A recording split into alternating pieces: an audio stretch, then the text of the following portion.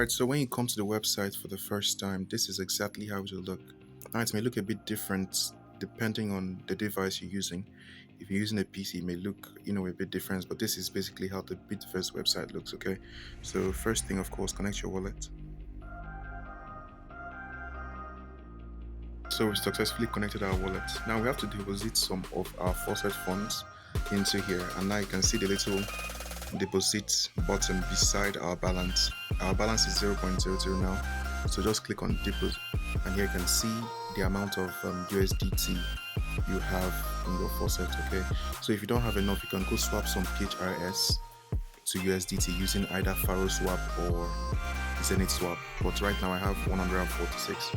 I'll just deposit all of them, or at least 100.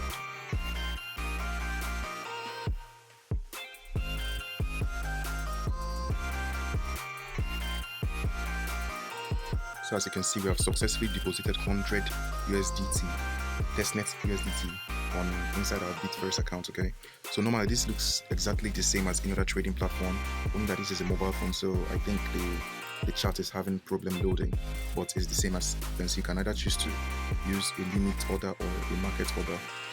Then this is your leverage. It can go as far as 50x. All right, so now you can just enter any amount you want to trade with. Here we use 10. Okay, 10 with 50x leverage. Now, of course, you can still choose to set your take profit and stop loss, and then click on long. Alright, so congrats guys. As you can see, our transaction was successful, and if you look at your balance, $10 was removed from there. So if you want to observe all your positions, just go to position, and as you can see, this is the position we just opened now, long 50x with $10. Okay, so this is just how to trade on the Bitverse platform. Of course, you can also do shorts. Just input the amount you want to use, set your leverage, set your take profit and stop loss if you want. As you can see, the chart's finally loaded. Let's try placing on that one with 50, or let's say 30x leverage, and you can choose to set your take profit and stop loss. Click on that.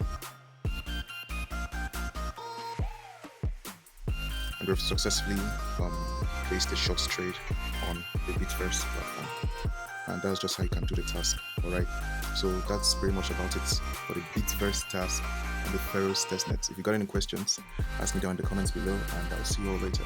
Peace.